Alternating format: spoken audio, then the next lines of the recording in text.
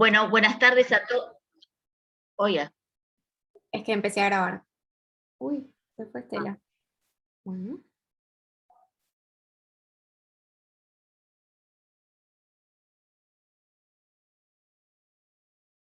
un gusto volver a verlos otra vez acá. Bueno, tengo una secretaria que habla en inglés. Hoy, hoy nos toca trabajar la clase 4, que es la del 5 de diciembre del 62, y la invitada es Cecilia Turco. Cecilia va a hablar de lo Unheimlich, el hombre de la arena y los exiles del diablo.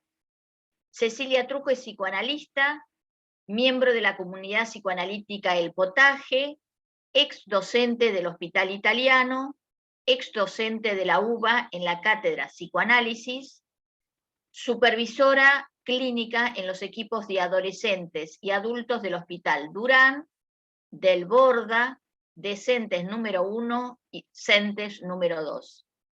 Ha sido docente del Centro 2 y de la Fundación Caminos. Bueno, gracias, Patricia, gracias Cecilia. Vos sabés que me sale continuar, a ver, sigo acá porque me sale guardar cambios, me salen cosas en pantalla que no entiendo qué me pasa.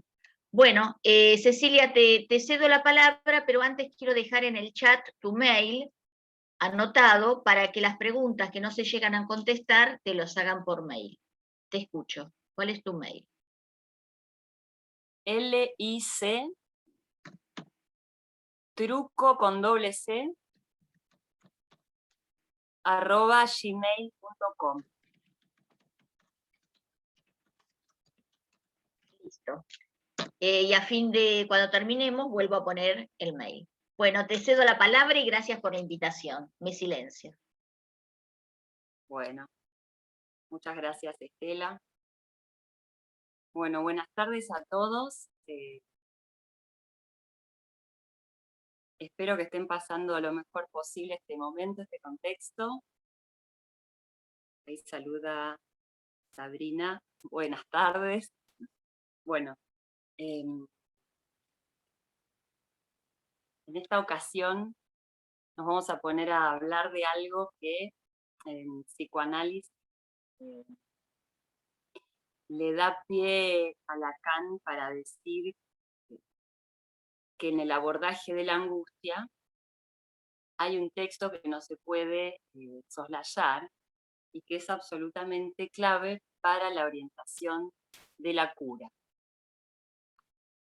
Y este texto es el texto Lo Unheimlich, lo ominoso, de Freud, donde Freud emprende una investigación y una hipótesis sobre qué es lo que hace que ciertas situaciones o ciertas apariciones resulten para el sujeto especialmente angustiantes y que tengan este matiz que llama lo ominoso.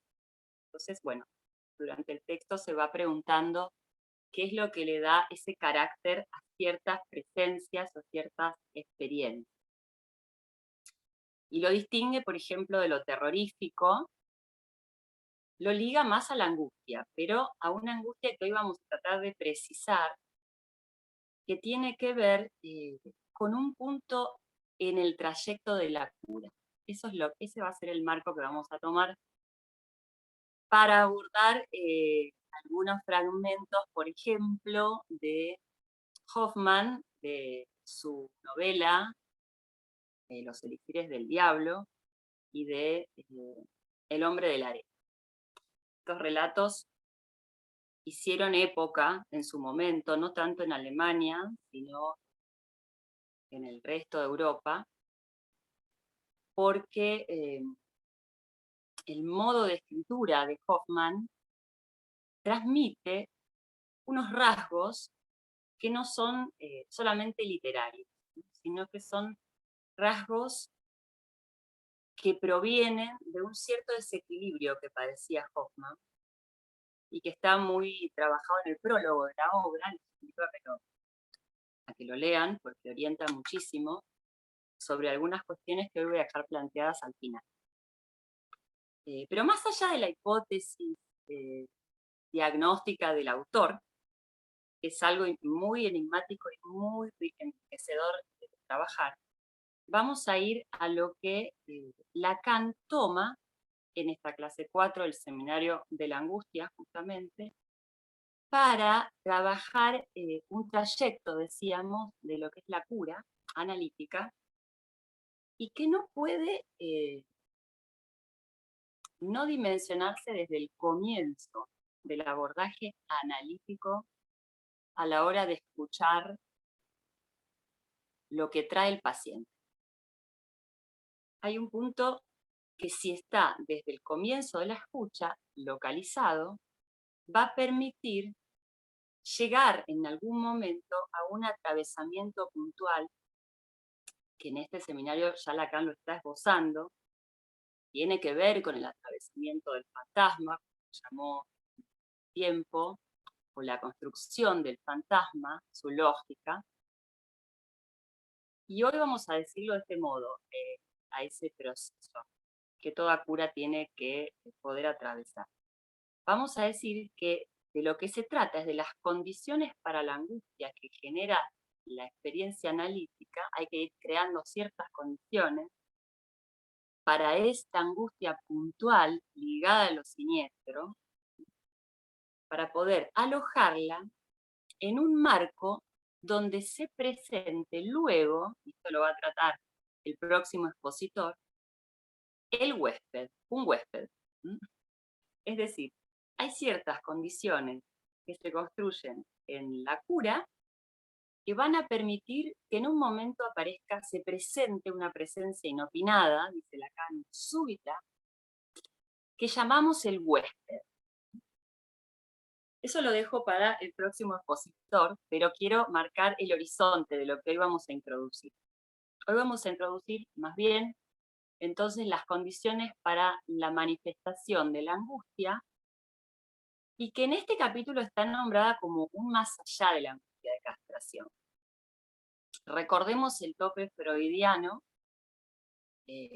con respecto a la angustia de castración. Él hace de la angustia de castración un tope, un punto de detención, un punto donde el sujeto queda detenido en la cura. Y hace en este capítulo Lacan nos recuerda que esas angustias tienen que ver con la pérdida, con ciertas formas de la pérdida. La pérdida de, por ejemplo, el objeto amado, la pérdida del amor del superyo. Entonces, desde Freud traemos esta idea de que la angustia está ligada a una pérdida. Recordemos que Lacan Freud pasa por varias teorías de la angustia. La primera tiene que ver con la transposición de la libido. Todas ellas son para tener en cuenta, pero hoy vamos a echar luz a una angustia puntual, que es una angustia enmarcada, una angustia de la cual se puede sustraer una orientación para el deseo. O sea que esta es una angustia orientada. Hay un punto de convergencia entre la angustia orientada en el análisis y la novela Los elixires del diablo. Hay un punto en común, acá lo señala. Y es que el sujeto avanza en su recorrido deseante, podríamos decir en el recorrido de su vida, como deseante, en tanto deseante, a partir de una presencia que es su doble. La idea de doble está investigada por Otto Rank en un libro que se llama El doble, que también es muy interesante para consultar, porque recopila experiencias de la literatura del doble, que es toda una corriente de ese momento, ¿no?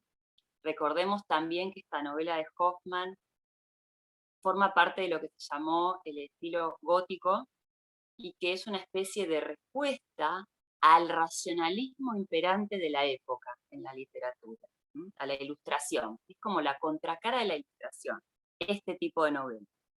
En general versan sobre un pacto con el diablo, donde el sujeto queda tomado y subyugado por un poder endemoniado que lo posee. O sea, las cuestiones del estar poseído, del poseimiento del sujeto, del doble, que muchas veces está en el campo de lo visible y en otras no. En otras está en el campo de lo invisible la presencia del doble, como en Orla de Maupassant. Pero bueno, forman parte de las temáticas habituales de esta contracara del imperio de la razón en la literatura. Como si fuese un poco un efecto de lo que retorna de lo reprimido.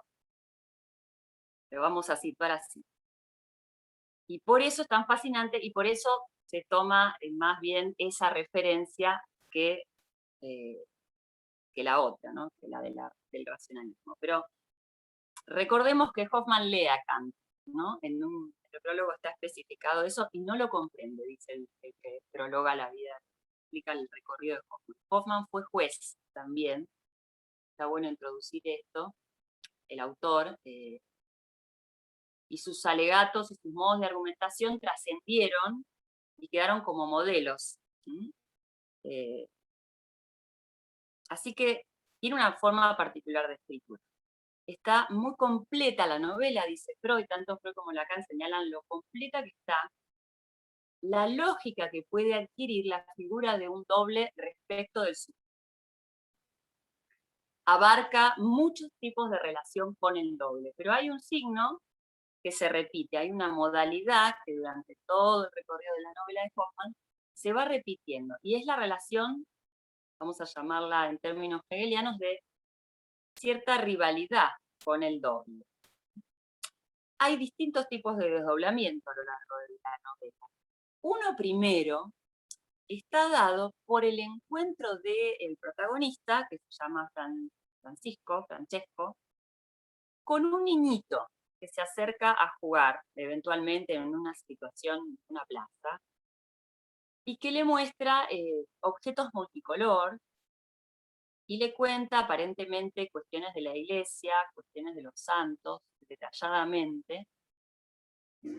Y en esa situación donde él está acompañado de su madre, su padre había fallecido en el momento en que él había nacido, justamente, y además su nacimiento había significado para el padre una expiación de un crimen cometido anteriormente. Es decir, un santo le había prometido al padre, bueno, esta temática de los santos y de la religión está sumamente presente en toda esa época, y este santo le había dicho al padre que cuando tuviera un hijo, sus pecados se iban a quedar redimidos.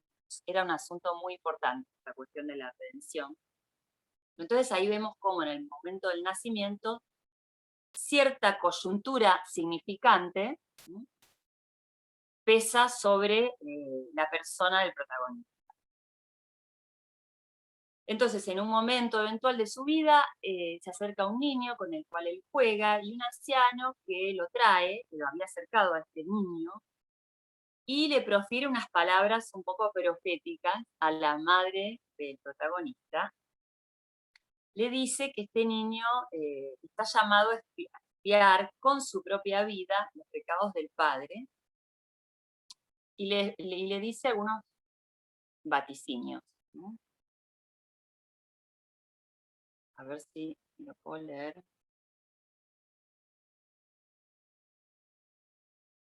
Hoy os he traído a un niño maravilloso para que encendiese la chispa del amor en vuestro hijo. Pero me lo tengo que llevar y jamás lo volveréis a ver, como tampoco a mí. Vuestro hijo está dotado espléndidamente de múltiples dones. Sin embargo, los pecados del padre hierven y fermentan en su sangre. Es posible que pueda, pese a ello, convertirse en un bravo campeador de la fe. Dejadle que sea religioso. Mi madre, dice el protagonista, que está hablando en primera persona, apenas podía expresar la profunda e imborrable impresión que le causaron las palabras del peregrino. Decidió, sin embargo, no forzar mis inclinaciones, sino aguardar tranquilamente a lo que el destino quisiera imponerme y al camino por el que quisiera guiar. ya que mi madre no podía pensar en ninguna educación superior que no fuese la que ella misma estaba en disposición de darme. Bueno, por un lado, entonces dejamos planteada esta escena, este encuentro. Más tarde, el joven, bueno, voy a hacer un breve recorrido por la historia para que tengamos esa referencia.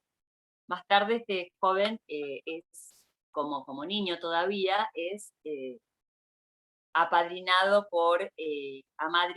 en realidad por una abadesa que está muy ligada a la religiosidad y que le sostiene sus estudios debido a que este niño, bueno, efectivamente, como el peregrino anunció, muestra espléndidas aptitudes para la fe y conocimientos extraordinarios y mucha memoria.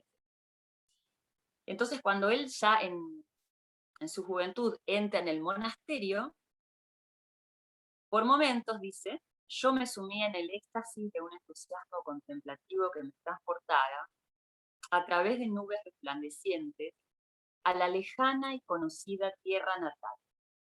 Mientras en el bosque fragante sonaban las encantadoras voces angélicas. Entonces salía a mi encuentro, como si surgiera de un ramo de lilas, el niño maravilloso que me preguntaba sonriente: ¿dónde has estado todo este tiempo, Francisco? Tengo muchas flores multicolores de gran belleza y te las quiero regalar todas, si permaneces conmigo y me amas para siempre. Bueno, este es uno de los pasajes de la novela muy interesante porque este niño, la aparición de este primer doble, podríamos decir, después, más adelante, podrán aportar a ver qué perspectiva, qué les parece, qué función tiene este niño, pero en principio digamos a modo general que es un doble, que le enseña flores multicolores, introduce este rasgo en el campo escópico, podríamos decir. Esta es la primera aparición, pero después más adelante, en el transcurrir de la vida, son enormes, muy repetidas las aventuras que tiene Francisco, que después se llama Medardo, ¿no? Su nombre religioso cambia a Medardo. Cada vez que hay aparición de un doble, aparece también este rasgo de lo multicolor en el campo escópico. Este éxtasis resplandeciente también es un rasgo predominante en varias escenas. Y bueno, me adelanto un poco más, llega un momento en que Medardo despliega tanto esas capacidades oratorias que tenía que experimenta un éxito, ¿no? Un éxito por el cual los feligreses se acercan de otros pueblos, de otras zonas, a escuchar su sermón, que es especialmente inspirado, que introduce como un elemento pasional en la fe, y que a partir de ahí se empiezan a producir situaciones que nos hacen pensar en una ambigüedad importante a nivel del yo en Medardo.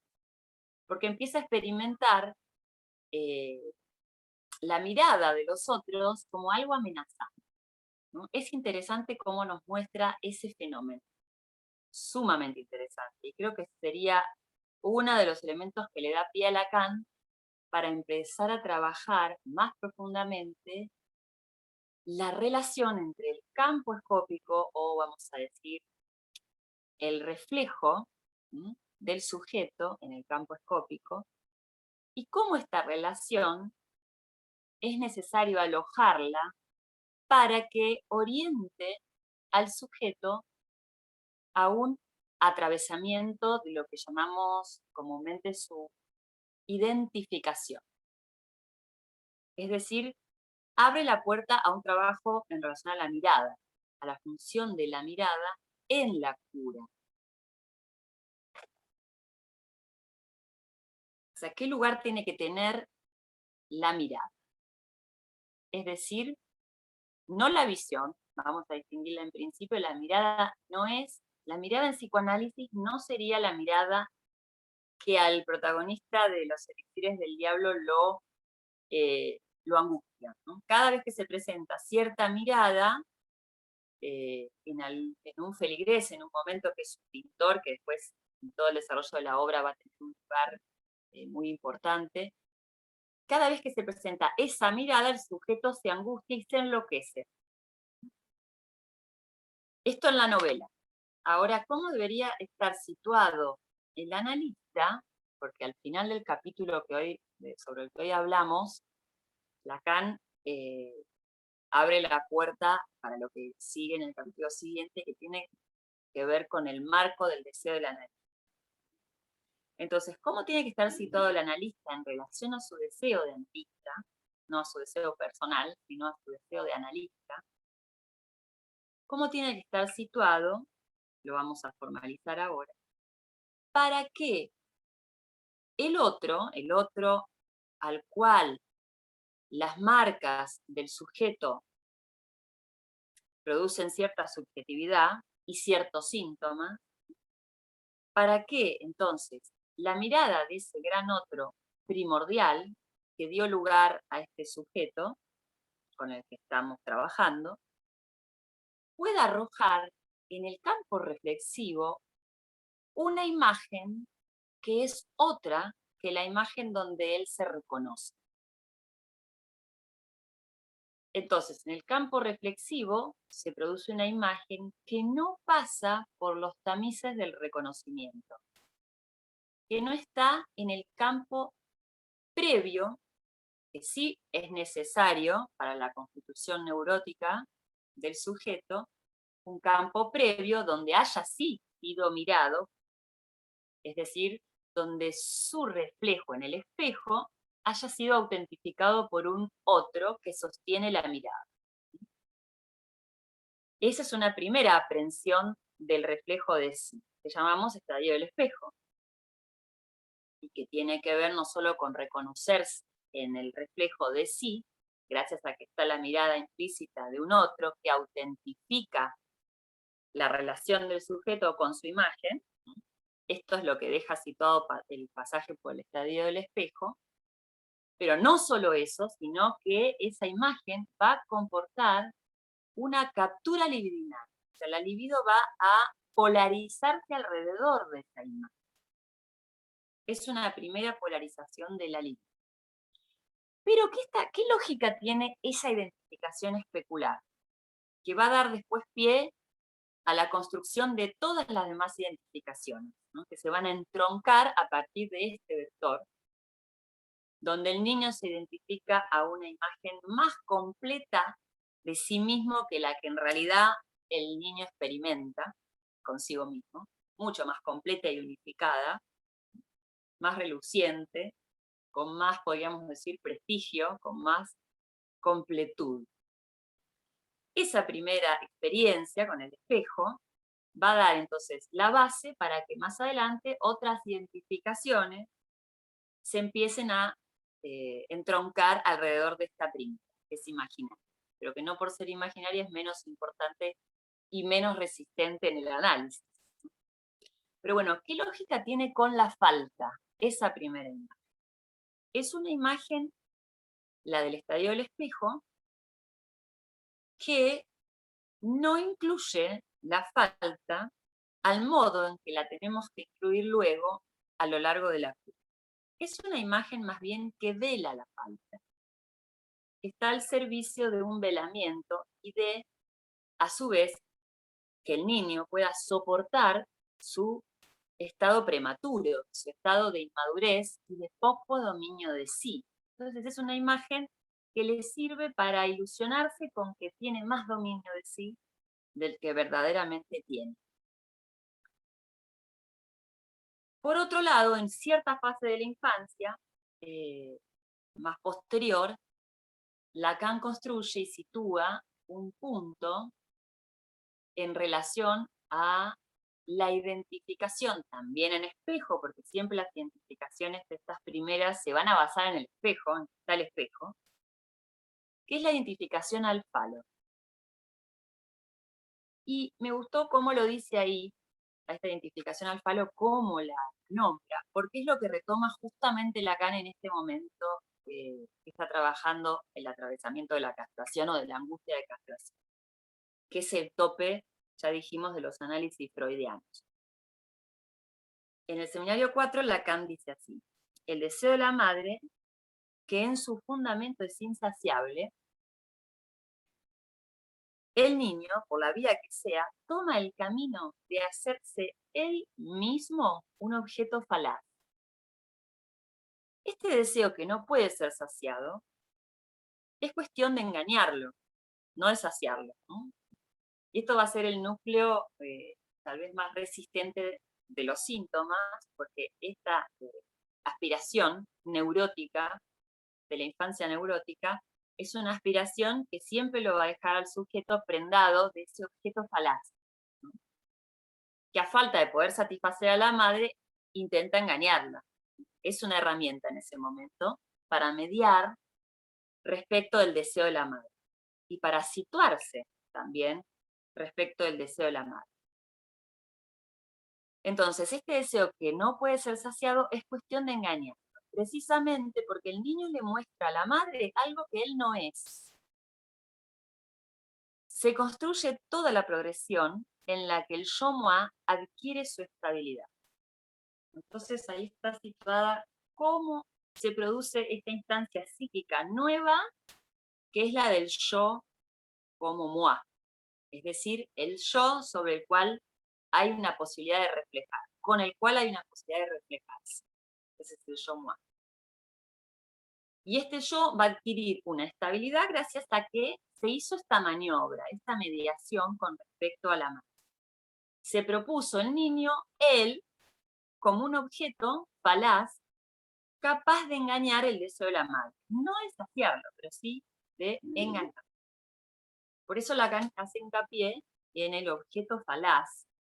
Pero esta vez, ya avanzada la transmisión, digamos, lo que leí es del seminario 4, es del capítulo El falo y la madre insaciable, y ahora pasamos al seminario 10, de la angustia. Pero entonces estaba interesante situar qué es lo que va a retornar en cierto atravesamiento de la cura, en cierto trayecto de la cura, como resistencia.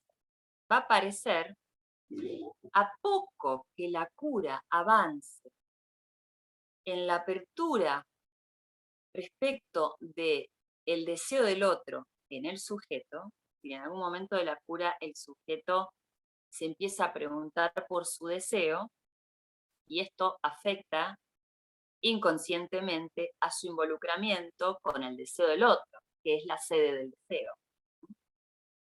Es decir, el deseo de la madre abre a un campo deseante, y que en el análisis se va a revisar, se va en algún momento a presentar como deseo del otro. ¿Por qué distinguimos deseo de la madre del deseo del otro? Porque el deseo del otro ya cuenta con un soporte para interpelar el involucramiento del niño en el deseo de la madre. El deseo del otro ya es una apertura, es un campo donde el sujeto se abre a la alteridad que significa el deseo. El deseo, entonces, el deseo que trabajamos en el análisis, porque después están los anhelos, las aspiraciones, las cuestiones más conscientes relativas al deseo. Pero acá estamos hablando de la relación que tiene un hablante con esa marca primordial del deseo del otro, sin la cual no hubiera podido aparecer su propio deseo. Recordemos que la base del deseo en el niño, en la infancia, es desear el deseo de la madre. Entonces, el deseo que está en un otro, en principio, es una base para que el sujeto desee, no un objeto, sino un deseo. Desear el deseo. Esa sería la fórmula que fue construyendo el niño y que en el análisis, decíamos, va a necesitar de unos cuantos soportes que Loan Heinrich y estas dos novelas nos hacen muy visible. Va a necesitar unos cuantos soportes ese deseo para que le permita al sujeto encontrarse, ¿no? Encontrarse en ese campo donde su deseo siempre puede estar amenazado. Esto aparece en los primeros tiempos de la cura, ¿no? Donde el sujeto se lanza a buscar su deseo y se va encontrando con determinados obstáculos.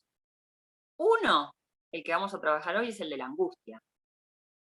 Cómo para el acceso al deseo, es decir, al cumplimiento de deseo, se presentan los obstáculos de la angustia y de la no distinción muchas veces entre el deseo propio y el deseo del otro. Entonces acabamos de introducir un término que es lo propio. Eso puede tomar una forma laberíntica. En la novela toma forma laberíntica y es sumamente interesante y enredado también poder seguir la trama, porque llega un momento en que cada vez que el protagonista emite un deseo, recordemos que era un monje, pero que en un momento empieza a enloquecer con el éxito que tiene y con la mirada del otro, y hace aparecer un desdoblamiento en su yo, pero que es un desdoblamiento enloquecedor, es una especie de despersonalización, sin soporte, podríamos decir. Pero entonces se lanza a la vida mundana. La novela está dividida en partes, está la infancia, está la parte que vive en el monasterio, y luego continúa con la vida mundana, es decir, una salida al mundo. Eso retengámoslo, porque en realidad Lacan está trabajando en estos capítulos cómo se sale al mundo. Recordemos que habla de la salida al mundo como un pasaje al acto, ¿no? Este sujeto se lanza al mundo y empieza a protagonizar una serie de asesinatos en los que él asesina a alguien, la primera vez sin querer, después queriendo, y sustituye a ese al que asesinó. Y siempre hay, Lacan destaca esto, que el sujeto en los elixires del diablo, siempre para acceder a su deseo, necesita sustituir a su doble. Ese punto nos muestra que el doble tiene una importancia en los análisis, pero que no tiene por qué aparecer en el campo especular como un rival con el cual se desencadena una lucha a muerte por puro prestigio, digamos. Es decir, un campo donde las conciencias luchan por el reconocimiento. Ese es el problema de la novela. El sujeto, cuando logra su éxito en los sermones de la iglesia, el problema que hay ahí, que lo desencadena en esta despersonalización permanente, es que todo su campo escópico, digamos, su reflejo, está absolutamente al servicio del reconocimiento del otro. Todo es visto, podríamos decir, metafóricamente hablando, no como lo ubicamos en la psicosis, ¿no? Sí, la mirada es absolutamente invasiva y hay una transparencia del sujeto. En este caso, podríamos decir que es como un armado neurótico, pero carente de un apoyo. Por lo tanto, todo lo que aparece ofrecido al reconocimiento del gran otro, revela un filo mortal, un filo asesino, un filo muy complicado que, bueno, que hace al hilo a la trama interesante de la novela, pero que en realidad nos indica que para trabajar las cuestiones de, por ejemplo, la desidentificación en un análisis, necesitamos un soporte que pasa por fuera de lo visible en el reflejo de sí. Un soporte que no es especularizable, un elemento que no pasa por el campo de lo especularizable, de lo que puede reflejarse en el espejo. Y ese elemento lo llamamos objeto. Pero es una categoría muy, muy precisa del objeto. Es el objeto funcionando en una lógica. No es el objeto, por ejemplo, de la caída de la joven homosexual, el objeto que la empuja a ella a caer. No se trata de la identificación del sujeto con un objeto que cae, sino más bien de la relación entre el sujeto y el objeto, donde el objeto es un soporte para no caer. En los avatares de la novela vemos cómo Medardo el monje Medardo, nunca termina de caer. Eso es muy interesante, ¿no? Porque es un caso donde siempre aparece un doble posible al cual sustituirse, y siempre aparece una nueva trama en la cual incluirse. Esa es la parte fantástica de la novela. Pero en el análisis, justamente este punto merece un enorme cuidado, por eso Lacan dice después más adelante que todo el tiempo de preparación y de espera para el enmarcamiento de la angustia es poco, o sea que siempre es una cuestión de mucho cuidado la preparación del marco para que la angustia pueda alojarse de manera analítica, es decir, que esa angustia que aparece aloje un vector, conlleve un vector que es un avance en el campo deseado. Tenemos un soporte conocido que es lo que llamamos fantasma, la estática del fantasma. Ese es un soporte conocido para el deseo del sujeto.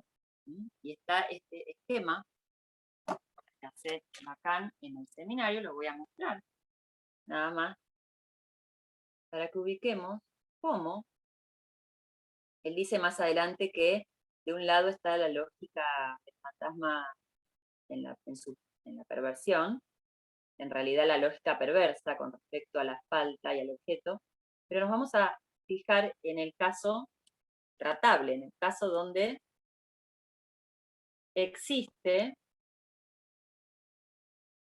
una forma. Bueno, este es el ejemplar de Paidós, en el ejemplar de Rodríguez Ponte hay otro esquema, pero puede servir igualmente.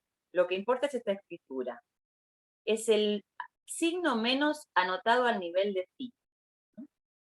Está entre paréntesis. Menos phi en esta imagen virtual reflejada por un juego de espejo.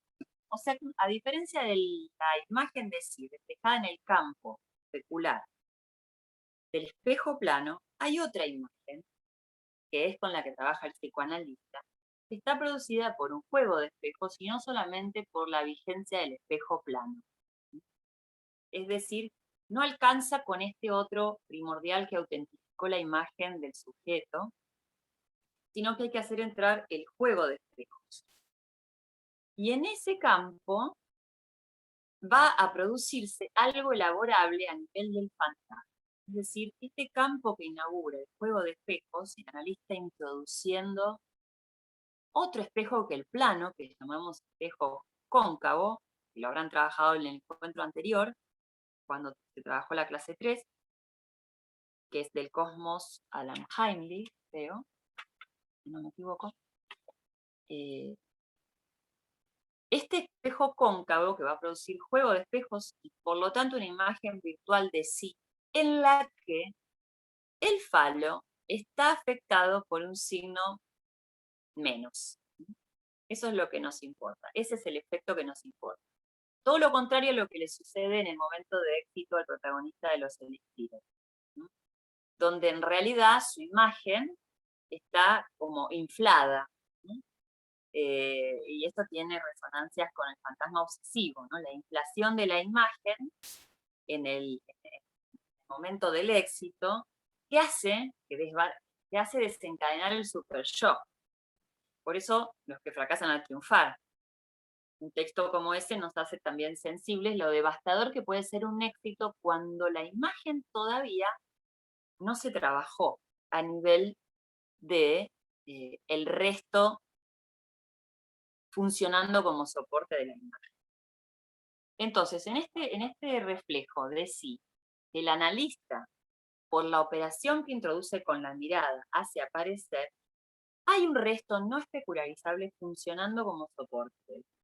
Y no es que todo pasa a la imagen. Es decir, aquel punto que el niño ofreció a la mirada de la madre para engañar su deseo, inclusive para ponerle un límite a su deseo, ¿no? Porque recordemos que el niño se hace falo, pero para que haya una mediación, un obstáculo a las fauces devoradoras del deseo materno, ¿no? A lo ilimitado, podríamos decir, del deseo materno. Recordemos que entonces fue un instrumento en su momento ese objeto falaz, pero en el análisis es justamente el punto que va a quedar afectado de un menos. Esto podríamos llamarlo, como lo llama más adelante Lacan, la elisión del falo. el falo operando como resto, como restado en la imagen. En el seminario 8 Lacan habla de eso cuando trabaja el manierismo. Bueno, volviendo al texto entonces. ¿Por qué necesita el analista generar este espacio extraño en la imagen? Que se refleje algo extraño de sí. Porque ese es el campo que llamamos de alteridad, un campo donde la falta figura en la imagen, está la falta como centro de captura de la libido en la imagen, ¿no? Son sueños, podríamos decir que son sueños subyugantes, son sueños especialmente atrayentes, más allá de que no hay reconocimiento, el sujeto no se reconoce en esos sueños, en esos dobles, también puede aparecer la temática del doble, en ese espacio, pero hay algo de sí que está proyectado, no la oferta infantil del objeto falaz, sino otra cosa, que aparece porque justamente el objeto falaz, eso que significó un objeto dado a la mirada del otro, está elidido. Si el analista en la interpretación produce esa ilusión. Todo lo que tiene que ver con, para llamarlo de un modo, ilustrarlo mejor en la transferencia, todo lo que tiene que ver con el sujeto demandando el signo de amor. Todo aquello que el sujeto en un comienzo explicita como su demanda de obtener del otro un signo de amor, es decir, de situarse como amado por el otro, es el punto con el que el analista va a colocar la abstinencia y el vacío, ¿no? El punto más importante de la primera maniobra en la transferencia, que es la maniobra en relación a no dar el signo de amor, que le valida al sujeto que es amado, sino lo contrario, una abstinencia con respecto a dar el signo de amor. Entonces, lo que inaugura este otro campo reflexivo del que venimos hablando, dado por el juego de espejos, uno plano y uno cóncavo, es esa ausencia del signo de amor, y más bien la presencia de otro signo, de otra señal, que es el signo de sujeto, que está muy trabajado en el seminario 20. Y en el seminario 8 también de la transferencia. Entonces, este signo de sujeto, que es el signo que da el analista, nos va preparando el panorama como para que en algún momento, por esa ausencia, hay una ausencia a nivel del signo de amor, por esa ausencia una presencia se pueda manifestar. Y eso es lo que venimos llamando como soporte para alojar lo que va a venir después en otra etapa del análisis, alojarse, a presentificarse inopinadamente, súbitamente, que es el secreto de lo familiar. Voy a leer un poquito para situar este juego entre ausencia y presencia, que es la lógica misma de la transferencia, y cómo en la transferencia es necesario que haya un equilibrio, podríamos decir una alternancia entre presencia y ausencia, para que el sujeto revele algo, se le revele al sujeto en realidad algo, que es, vamos a decirlo así por ahora, su deseo, el deseo que está escondido en los significantes de la demanda. Hay algo que está escondido en relación al deseo, que no está a la vista, que no está reflejado en el objeto falaz, sino más bien está por ser descubierto, es algo a develarse, nunca es una priori. Si pensamos en el caso de Medardo, con lo que leímos del inicio de su vida, podemos decir que, bueno, él está llamado por su gran otro previo a expiar los crímenes del padre, ¿no? Y esto en la tragedia de Antígona, por ejemplo, también está muy reflejado, muy bien desglosado. Pero la cuestión es que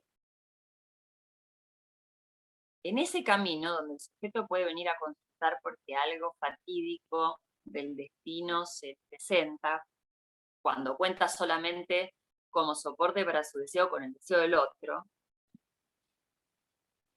en ese trabajo de desmenuzamiento, digamos, y de construcción de cómo su deseo está marcado por el deseo del otro, ancestral, que en ese recorrido se encuentre con algo que no estaba en el programa, ¿no?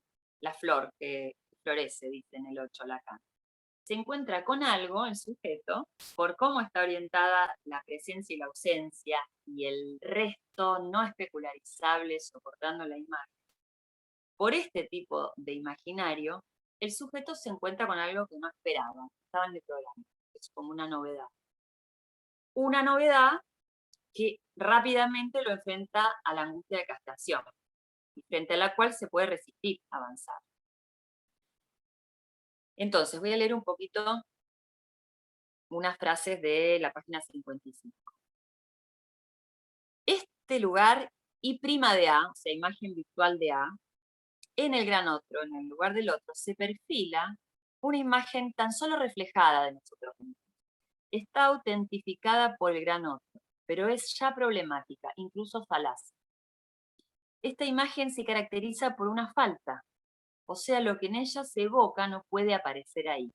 Hay algo evocado, pero está en falta lo evocado, no está apareciendo. Está en el campo de lo no especularizado. Dicha imagen orienta y polariza el deseo. Tiene para él una función de captación. En ella el deseo está no solo velado, sino puesto esencialmente en relación con una ausencia. Esta es la cuestión. Ahí leí qué significa no especularizar. En eso estamos. Hay que leer la pregunta. Entonces dice Lacan que esta ausencia es también la posibilidad de una aparición, o sea que hay una ausencia que posibilita una aparición. No es la pura ausencia, o sea, el abandono del sujeto cuando está en plena apertura, ¿no? El espacio de extrañeza que inaugura este reflejo en el campo escópico, o sea, se sueña con algo que no remite directamente al sujeto, en lo que el sujeto no se identifica, eso es el resto no especularizado. Algo que aparece en la imagen que no responde a la identidad, a lo identificado como propio, desde el yo, por supuesto. No es identificable como algo del orden del yo, como un atributo del yo, como una característica del yo. Es algo completamente ajeno.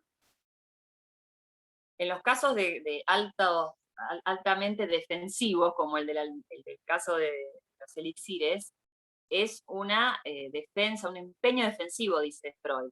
Un empeño defensivo por proyectar lo más lejos posible, con total argenidad, algo propio, algo ligado al yo. Ese es el caso donde el doble no conduce, podríamos decir, no es conducente. La cuestión es que esté este resto no especularizable, algo no identificable en sí, en la imagen, para que esta cuestión, las apariciones, alojen lo que se va a presentar luego.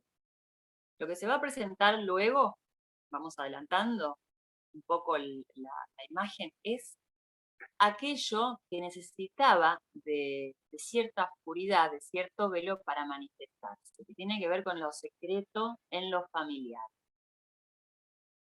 La presentificación de algo en un campo, de algo extraño, sumamente extraño, pero en un campo familiar. Ese es el dato que marca el sentimiento del ominoso. Pero a ver, volviendo al párrafo que leía. Entonces, en ella, en esta imagen, el deseo está no solo velado, sino puesto esencialmente en relación con una ausencia. ¿Hay ausencia de qué? De signo de amor. Hay ausencia de ese objeto falaz. Se sustrae ese elemento en la imagen, en el campo de extrañeza generado en estas imágenes, y esta ausencia es también la posibilidad de una aparición regida por una presencia que está en otra parte, ¿no? Fíjense qué bien que lo equilibran acá. Tal presencia la gobierna de cerca. Hay una presencia en otra parte que gobierna de cerca la ausencia, pero lo hace desde donde es inaprensible para el sujeto. Como les indiqué, la presencia en cuestión es la del A, el objeto en la función que cumple en el fantasma. En este lugar de la falta, en el que algo puede aparecer, en el lugar de la falta algo puede aparecer, en el lugar de la completud nada puede aparecer. Es decir, si hay signo de amor, validando el objeto falaz que el sujeto le ofrece a su gran otro, no aparece nada de todo esto. Aparecen más bien los accidentes del doble, son los desdoblamientos enloquecedores, o los fenómenos de rivalidad con el otro especular, pero no se sale de eso, no se sale del material de la pura rivalidad, de que ya Hegel trabajó muchísimo. Entonces, en este lugar de la falta en el que algo puede aparecer, puse la última vez, entre paréntesis, el signo menos pi. Les indica a ustedes que aquí se perfila una relación con la reserva libidinal, o sea, con algo que no se proyecta, no se inviste en el plano de la imagen especular. Es decir, no se inviste, pero es la reserva libidinal. No se inviste en el plano especular, se inviste en otro lugar. Esta reserva operatoria dada por el menos pi, es decir, por una falta. Sigo un poquito más. Les indica a ustedes que aquí se perfila una relación con la reserva del libidinal. Es decir, todo lo que hace al resto del sujeto, a las fuerzas subjetivas que lo van a llevar al sujeto a recorrer todo el camino, tiene que ver con esta reserva libidinal, ¿no? Cuando alguien dice que no tiene más resto, está sin resto, ¿no? Para seguir adelante, es porque no está operando. Bueno, hay que enmarcar esta falta, que es justamente el resto que motoriza las fuerzas subjetivas. O sea, todo lo que estamos viendo acá es la construcción de la subjetividad, que es el espacio del sujeto dividido ligado a un otro, que le hace aparecer en un campo novedoso y extraño imágenes donde está la falta soportada. Después, justamente este capítulo llega hasta ese punto, se trata de otro trayecto que es el desprendimiento de la subjetividad. El desprendimiento de ese sujetamiento que estamos construyendo en una primera fase. Primero hay que construir el sujetamiento. Es decir, la relación entre el sujeto y su reserva libidinal. Entonces dice, aquí se perfila una relación con la reserva libidinal, o sea, con algo que no se proyecta, que no se inviste en el plano de la imagen. Es irreductible a ella. Esto de la falta que es irreductible a la imagen es un capítulo de más adelante que se llama una falta irreductible al significante. En realidad son dos formas de la falta. En la imagen del toro, ahí la señala dos formas de la falta, dos vacíos que las vueltas de la demanda van a cernir. Y esa doble falta va a ser lo que después, más adelante, va a sostener al deseo del analista. O sea, la emergencia del deseo del analista en un analizante. Pero primero estamos ubicando este primer bordeamiento de la falta. Ahí vi la pregunta sobre la relación entre el sujeto y su reserva libidinal. Ahora vamos. Vi la pregunta. Bueno, es irreductible entonces a ella. O sea, la cuestión es cómo mantener irreductible la falta. No querer rellenar. ¿Qué es lo que intenta hacer el sujeto en su fantasma? Intenta todavía, tiene esta aspiración el fantasma, como en la imagen especular, de velar la falta, completarla. Está todavía esa ilusión. Lacan en el 7, hablando de la ética del deseo, dice, ¿de qué curan ustedes al sujeto? No le tienen que hacer el bien. Habla de la abstinencia con respecto al bien. Y dice, lo curan no de un mal, sino que lo curan de las ilusiones que lo retienen en el camino de su deseo. En el camino del encuentro y de la formación, en realidad, del deseo propio, va a haber ilusiones que van a retener al sujeto. Y son todas estas propias de la novela y de la estática fantasmática. Recordemos la maniobra de la bella carnicera con la nada, con el caviar y la abstinencia del caviar. Son todas maniobras que le sirven al sujeto para sostener su deseo, pero en relación a retener a un otro. Seguimos un poquito más. Entonces, Es irreductible la falta a la imagen especular, por la razón de que permanece profundamente investido en el propio cuerpo del narcisismo primario. O sea que el resto está en algún lado, hay una libido que inviste a ese resto, pero es un resto que está en un campo, que no pasa a la imagen, sino que está en el cuerpo propio. De un goce autista, es en suma un alimento que permanece ahí para animar, dado el caso, lo que intervenga como instrumento. O sea, es una relación de animación la que tiene ese resto, esa reserva libidinal. Es un reservorio que anima algo. Y ya acá vemos cómo se perfila la relación entre el sujeto deseante, que va construyendo su historia a lo largo del análisis, por las sucesivas vueltas de la demanda, por cómo retorna la demanda en el análisis. Desde ahí es que se arma la historia. La historia no es un relato cronológico previo, sino que es lo que se va introduciendo en lo real a partir de que las demandas se reiteren. Las demandas se reiteran porque el analista no da el signo de amor. Es decir, no coincide con el otro previo del sujeto. Ni lo mira como lo mira el otro primordial. Lo que autentifica de la imagen del analista es otra cosa. Es esta relación entre un sujeto y un reservorio libidinal que opera causando el deseo. Entonces, permanece ahí para animar, dado el caso, lo que intervenga como instrumento en la relación con el otro. Acá ya vemos que en la relación con el otro, a diferencia de la del doble, que es mortífera, el doble de la novela, es decir, aparece una relación con un otro que está mediada por un instrumento. Y ya no por la colisión, ya no es el choque, sino que la relación con el otro está mediada por interviene un instrumento que ese instrumento está animado por una reserva operatoria. El otro constituido a partir de la imagen de mi semejante, el otro que perfilará su forma y sus normas, la imagen del cuerpo en su función seductora, sobre aquel que es el partener sexual. Es decir, tiene muchísima importancia con respecto a la relación al partener y a lo que se inviste como seductor, esta lógica, ¿no? Como les indiqué la última vez, lo que de pronto puede hacerse notar en el lugar designado con menos pi es la angustia. La angustia de castración en su relación con el gran otro. ¿Cómo hacía, por ejemplo, Medardo para salirse del destino que tenía programado según el crimen de su padre, ¿no? Que su nacimiento y toda su vida tenía que ser una expiación del crimen del padre? ¿Cómo hace un sujeto para salirse de lo que está en el programa previo? Bueno, justamente acá tenemos la indicación. Las demandas deben articularse, son las demandas que vehiculizan significantes escondidos del deseo.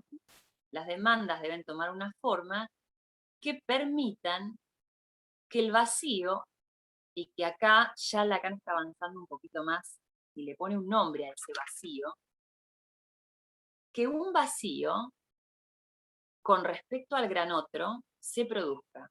Si tiene que cavar un hueco el sujeto para poder hacer lugar a un trayecto donde revertir sus marcas, donde revertir el determinismo del deseo del otro. Y este hueco que va cavando por la reiteración de las demandas que vienen a presentarse a partir del síntoma, obviamente es el síntoma lo que lo mueve al sujeto a reiterar su demanda. Dice Lacan después que el sujeto no da su angustia, pero da el equivalente que son los síntomas, si quiere curarse de los síntomas. Pero en ese camino va encontrando que cada vez que quiere ir más allá del deseo del otro y quiere afirmar su deseo propio, es decir, separarse de la incidencia del deseo del otro, se encuentra con accidentes, obstáculos dobles que lo aplastan, rivalidades, caída del objeto de deseo, por ejemplo. Son todas las coartadas que Lacan en varios seminarios va nombrando la coartada obsesiva, al modo obsesivo, hacer del deseo un deseo imposible, la coartada histérica, mantener el deseo insatisfecho, o sea, el deseo sin realizar, para que subsista el otro. Pero estas maniobras no alcanzan para atravesar al otro, para llegar a que no existe el otro. No son suficientes, son todavía modos sintomáticos de sostener el deseo. Entonces decíamos que el sujeto tiene que cavar como un hueco con respecto a su otro, esto lo llamamos en psicoanálisis significante del otro tachado, tiene que servirse de un significante que marca la barradura en el otro, la falta como una falta inmanente al otro, y no como una falta insaciable, que lo empuja al sujeto a dar algo de sí en forma sintomática. La cuestión es entonces, cómo se formula ese otro que ahí ya toma un color diferente, en el momento en el que aparece la escena para que se presente el huésped. El otro ahí Lacan, al otro lo va a llamar un antro. Un otro como es un antro, que no es en la acepción corriente, un antro, acepción peyorativa, como un lugar oscuro, etcétera, sino que el antro es, la traducción que tenemos que tomar es la de guarida. El antro como guarida.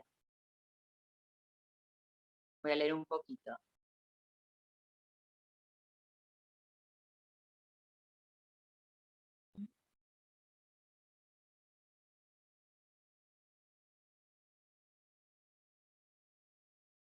Bueno, este antro, voy a anticipar otro término que está en la convocatoria, que es el Heim, del Unheimlich. La significación de Unheimlich, pero a Freud le llama mucho la atención y a Lacan también, tiene en algún momento, en principio tiene la significación de casa, de familiar, lo entrañable, lo cálido de la casa, el Heim. Es decir, hay que tomarlo, dice Lacan, como una metáfora de casa con todas las resonancias que se nos puedan ocurrir, incluidas las astrológicas, dice. El Heim entonces es lo relativo a la casa, es un lugar, podemos hacerlo resonar con este lugar de la falta, en el cual el sujeto puede empezar a traer sus cuestiones como sujeto, su división. Y es tan importante también construir este espacio con respecto a lo habitable de los espacios, ¿no? Este es un espacio en sí. A diferencia del espacio kantiano, del espacio como categoría a priori, este Heim, que hace a lo habitable del espacio, es una construcción con otra estética, donde la falta es la que da el espacio.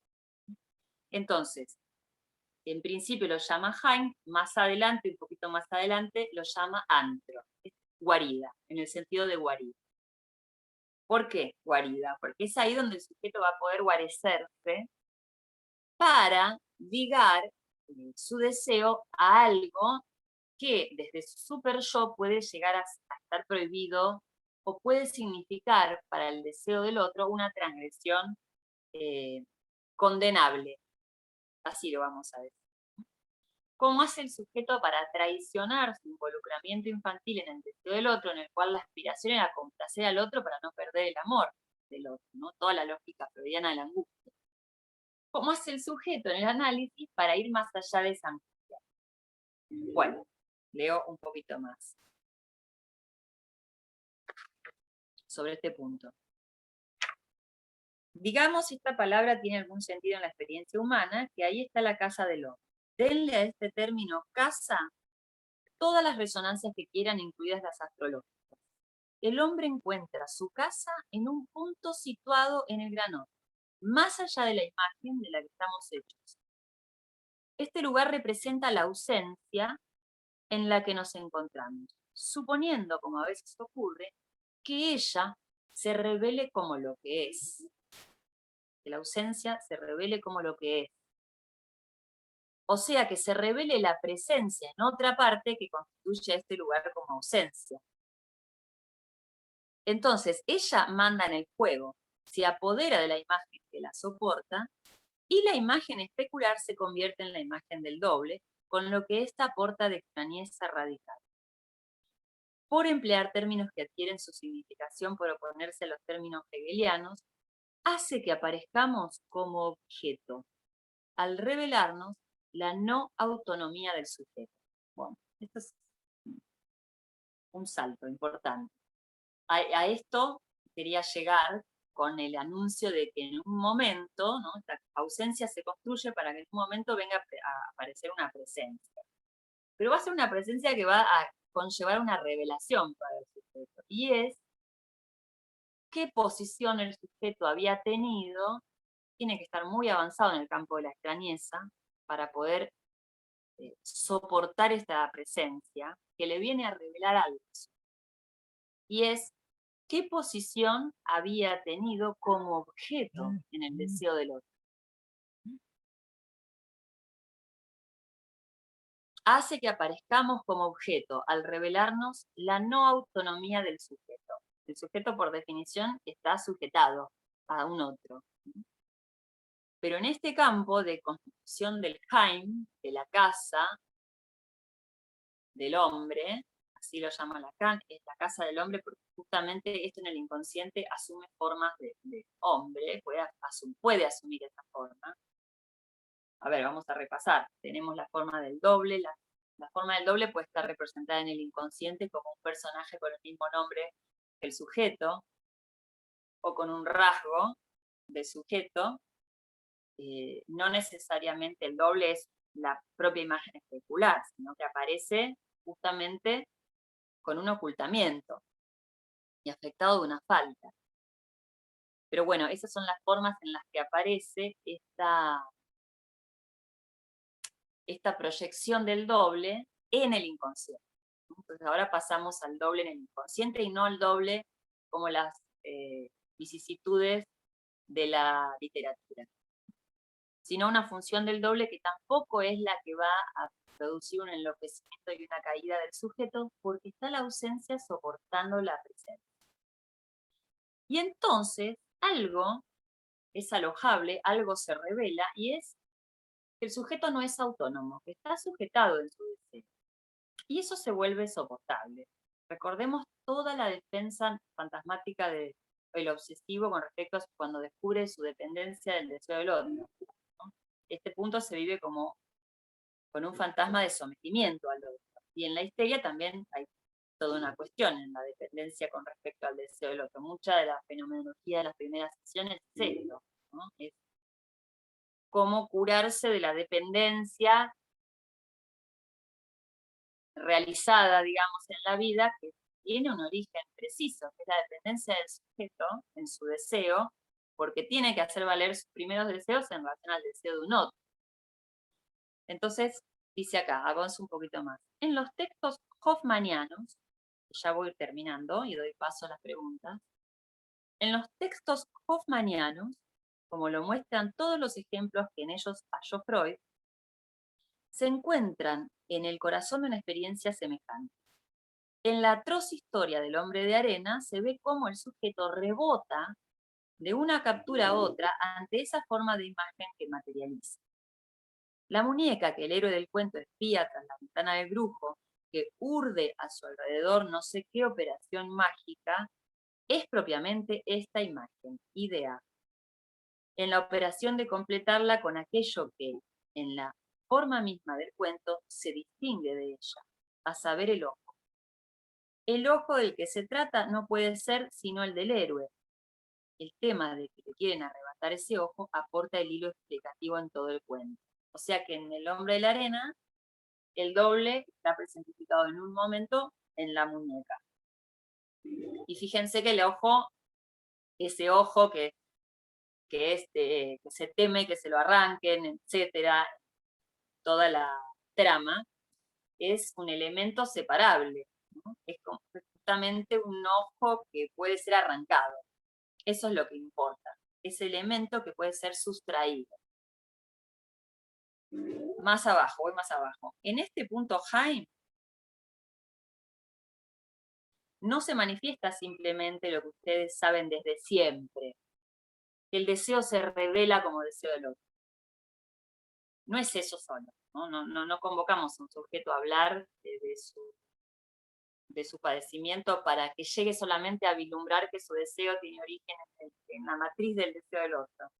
No es solo eso, porque eso justamente haría que la angustia sea intolerable, que es el caso de la literatura, ¿no? La angustia, o el caso que Freud señala, donde funciona como tope.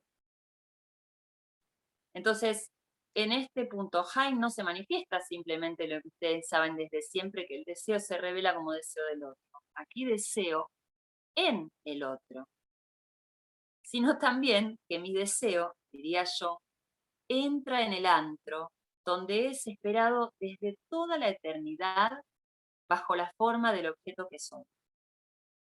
En tanto que él me exilia de mi subjetividad, resolviendo por sí mismo todos los significantes a los que ésta se vincula.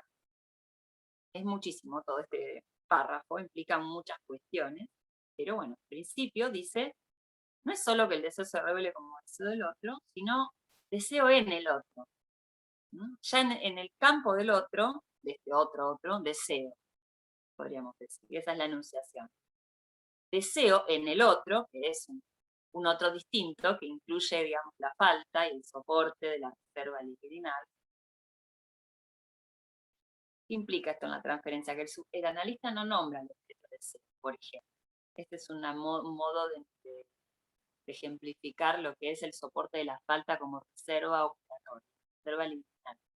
El analista no nombra el objeto de deseo. Recordemos todos los casos en los que Freud quería avanzar a nombrar el objeto de deseo de Dora, que lo que Dora deseaba era esto o aquello. No, tiene una abstinencia especial con ese punto, ¿no? Entonces, lo que se revela no es que el deseo es el deseo del otro, sino que deseo en el otro. Solo puedo desear en un otro que no nombre mi objeto de deseo. Sino también que mi deseo, diría yo, entra en el antro donde es esperado desde toda la eternidad. Esto es muy poético y muy interesante.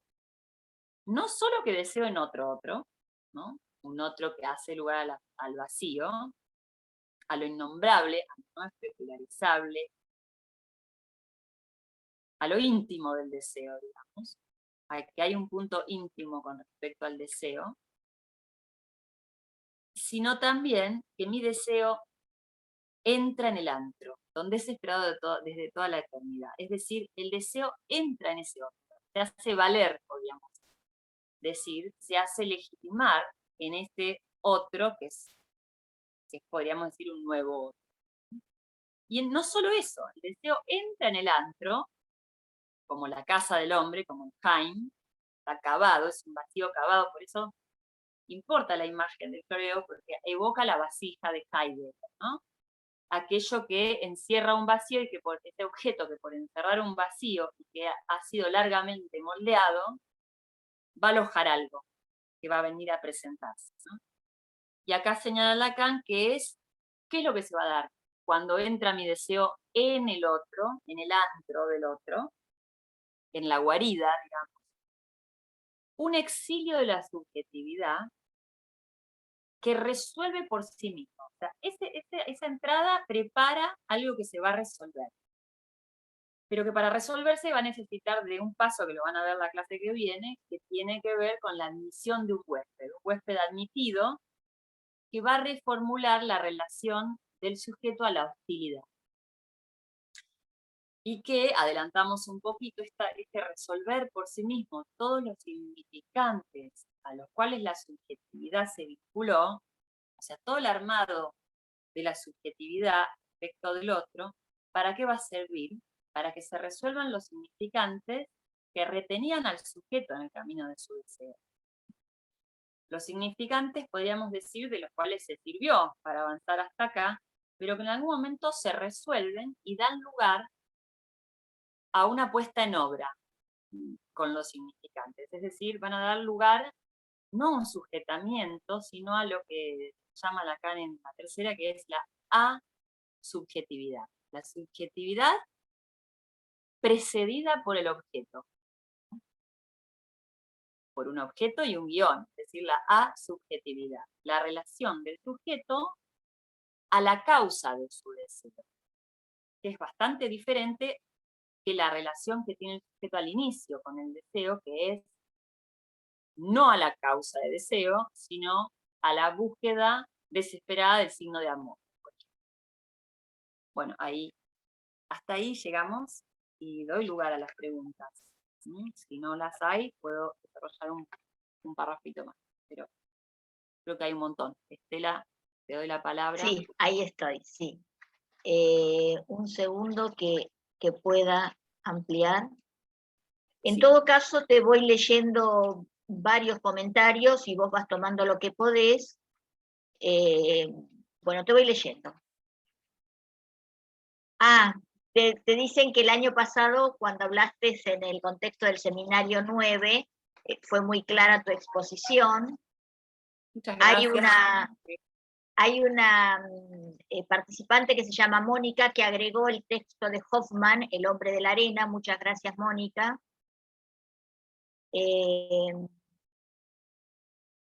Un segundo. Buenas tardes, ¿cuál es el título de la novela? Enuncia las dos novelas, si querés. Los elixires del diablo y El hombre de la arena, de Hoffman. Ambos de Hoffman, bien. Sí. Uno más fascinante que el otro. Bueno, sí. Algunos escriben en el momento que vos estás diciendo algo y queda como descontextuado, pero bueno, sí, eso alguien lo fuiste viendo. Al decir de Hegel, el deseo humano es el deseo del otro, presencia-ausencia como juego del Fordá, como posibilidad de pérdida.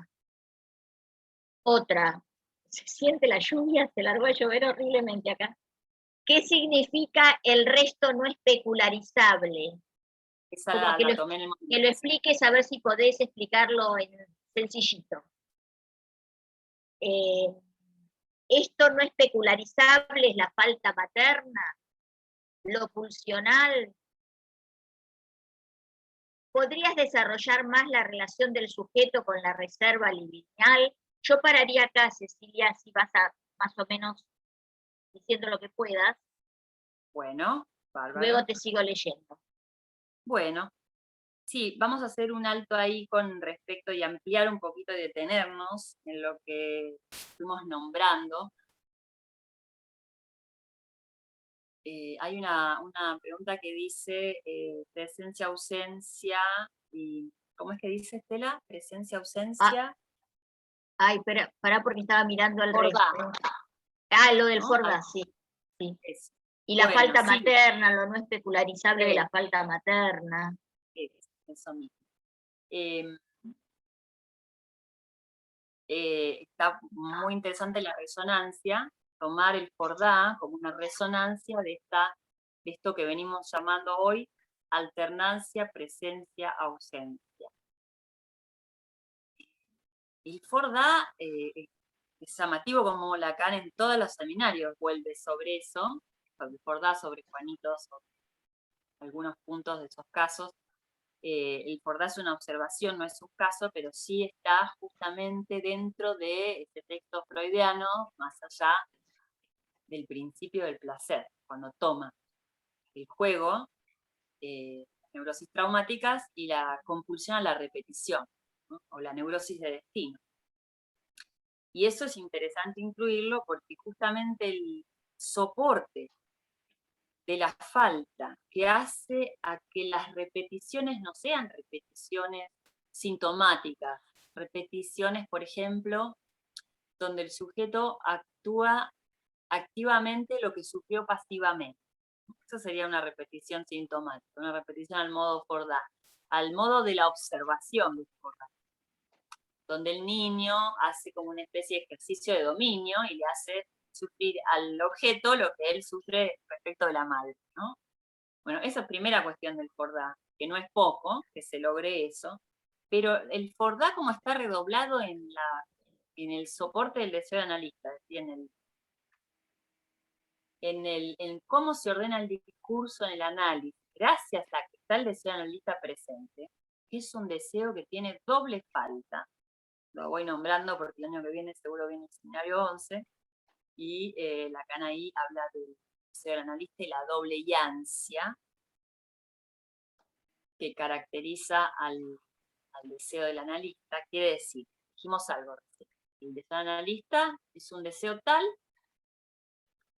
que es un resultado de su experiencia analizante, por un lado, y que por otro lado, ¿cómo se palpa en la cura? No nombra el analista el objeto del deseo, ni tampoco se deja embaucar o llevar por el supuesto deseo, tal como aparece al comienzo de la experiencia. Hay un montón de deseos que se pueden manifestar de líneas explícitamente desde la conciencia en los primeros tiempos de la consulta. La cuestión es poder generar un espacio de extrañeza tal en donde el sujeto empiece a buscar el objeto de deseo en un campo novedoso, digamos, en un campo que no responde a la égida familiar, para decirlo del modo en que hoy hablamos, ¿no? Con respecto a lo familiar. El espacio de lo no familiar, del espacio de extrañeza, del no reconocimiento, donde el sujeto empieza a capturarse, porque en realidad hay una captura del deseo, ahí Lacan la nombró en uno de los párrafos, esta extrañeza y esta falta sosteniendo a la imagen es una captura, pero está al servicio de cautivar la mirada del sujeto para que en algún momento encuentre en qué de esa imagen el sujeto está concernido. Son herramientas que da Lacan para que el sujeto no se desprenda del deseo y de la causa de su deseo, que es un vacío, que no se desprenda tan fácilmente, reemplazando la causa que tiene que estar vacía para sostener el deseo, reemplazándola por objetos, ¿no? Obturándola con objetos mundanos, podríamos decir. Es lo que sucede en los elixires del día. Entonces, la alternancia Fordá en análisis tiene otra estructura que la que tiene en la observación que hacemos de los niños. Tiene una estructura más compleja, porque el Fordá, dentro del dispositivo analítico, remite a que haya la suficiente alternancia de campos de extrañeza y de vuelta sobre sí, porque en realidad hoy hablamos más de la apertura a un campo de extrañeza donde no hay una imagen reflejada y reconocible de sí, pero después toda esta apertura es para volver sobre sí y efectuar el corte del objeto con el objeto que fui para el deseo del otro, este punto no autónomo del sujeto, para separarse del objeto que se fue en el deseo del otro, inclusive en algunos casos en el goce del otro.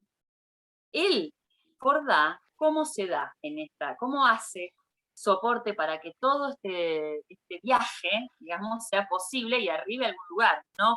Que no sea un puro viaje, que no sea un puro divague, ¿no?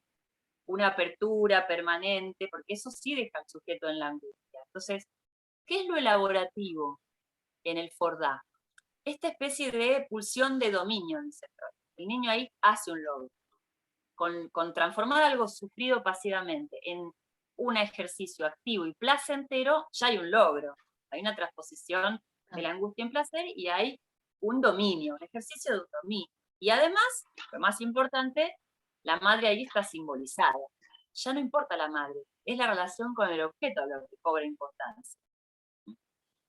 Es una especie de horadamiento de la cosa. Ahora, la pulsión de dominio, bueno, el ejercicio del dominio, al que arriba el analizante, cuando hay este equilibrio presencia-ausencia, cuidado por el deseo del analista, ¿no? Y el analizante puede entrar en la guarida del otro para resolver todos los significantes en los que estaba enrollada su subjetividad, por decirlo de algún modo. Esta entrada del deseo allí es para que se presente el huésped, que vamos a decir así, es como una imagen en el sueño, en el soñante, de lo tragicómico. Es una imagen que ya no tiene la misma relación trágica y decaída que implicaría que el sujeto se quiera deshacer de sus marcas sin el soporte del análisis. se admite en ese personaje tragicómico que es el huésped, cuya hostilidad está apaciguada. Recordémonos que en la novela es todo hostil, la interacción con el huésped, entre el huésped, que es generalmente Medardo, y los que lo alojan, anfitriones, es muy hostil. Él se aloja, pero después es para asesinar al otro y terminar en eso. Bueno, justamente al final de la novela aparece una cuestión mística que lo saca de esa repetición en lo que pero en los pasajes al acto, por ejemplo, que también es un capítulo que viene más adelante, que hoy este año seguramente se va a trabajar, en el pasaje al acto es un intento también de desasirse de esas marcas y también un intento de ejercer un dominio sobre aquella subjetividad que sujeta, pero sin el soporte del Jordá, sin el soporte ausencia-presencia. Se intenta hacer en el mundo desde el campo abierto de la verdad, denunciando una verdad. Y ese campo Lacan lo viene llamando el cosmos, ¿no? Lo puramente abierto, que es un campo en el que el sujeto está expuesto y no ejerce ninguna pulsión de dominio, si no hace ningún logro con los significantes que lo sujetan. Entonces la idea del Jordá en el análisis tiene que ver con hacerse artífice de lo que va a configurar un destino, ¿no? Con tomar un lugar con cierto deshacimiento, ¿no? Pero nunca deshacido de que el objeto que causa el deseo es una falta.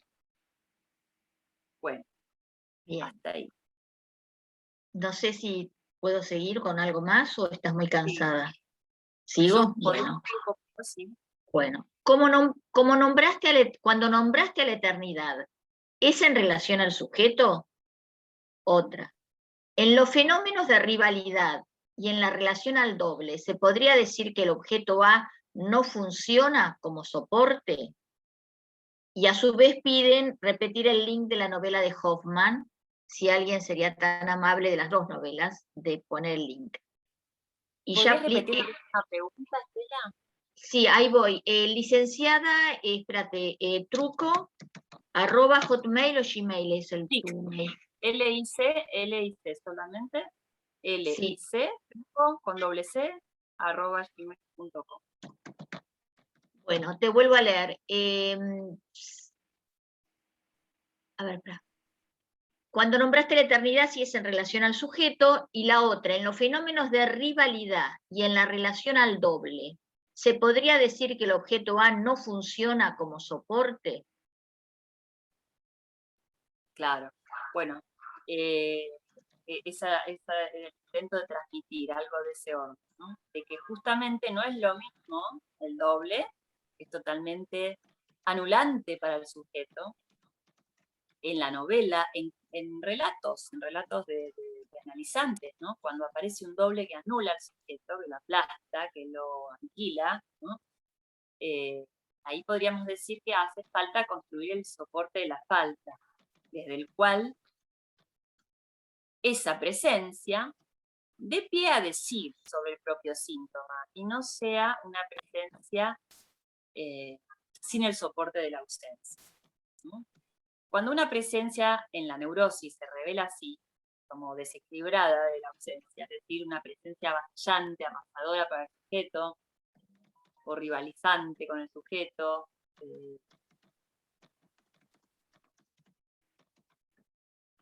el analista tiene que maniobrar para encontrar la manera de anotar el menos. Cuando en la neurosis una presencia tiene este matiz avasallante, se trata de alguien a quien todavía se le supone el falo, ¿no? Es alguien investido por el objeto falaz. Por eso es tan interesante usar ese término para el objeto y como contracara del otro objeto, que es el que estamos viendo hoy, que es el objeto que hace pasar una falta y por tanto le da al sujeto una reserva libidinal. Cuando las cuestiones se transforman en pura rivalidad es porque estamos en el plano de todo especularizable, todo está a la vista, todo se puede ver, todo se puede mirar, se puede decir. Esas coyunturas son las que es importante evitar, ¿no? Conducir al sujeto a evitar esas situaciones donde no hay resto, o donde todo, por ejemplo, es saber sabido, ¿no? Y no hay pregunta, no hay lugar a la pregunta. Bueno, son maneras de imaginar el operatorio. Y la otra pregunta que habla sobre la eternidad me parece muy interesante porque es un término que Lacan pone ahí poéticamente, pero en realidad podemos evocar la cuestión de la tragedia y lo ancestral en el discurrir de un análisis, ¿no? Mi deseo entra en el campo donde es esperado desde toda la... A ver, aquí no solo deseo como deseo del otro, sino deseo en el otro, sino también que mi deseo entra en el antro, donde es esperado desde toda la eternidad. Es esperado desde toda la eternidad mi deseo, pero ese esperado nos da pie a hablar de la espera. No es lo mismo el deseo como deseo del otro, que es lo que el otro espera de mí, que el deseo esperado desde toda la eternidad. Eso ya implica condiciones para la espera, la Erwartung, que las van a trabajar seguro las veces que viene, ¿no? Que se construyen en un análisis. Ese deseo esperado desde toda la eternidad es el deseo que va a poder entrar, porque en el deseo del analista hay una doble alianza. Entonces es un deseo que está largamente esperado. Bueno, ahí vamos a dejar. Si bueno, la verdad muy linda la clase, muy clara, o me pareció a mí muy clara, Cecilia, y muy clínica. Así que muchas gracias por estar acá, por aceptar este espacio. La semana que viene la invitada es Leonor Pagano, quien nos va a hablar de demanda del otro, goce del otro, deseo del otro, y va a volver sobre la pesadilla.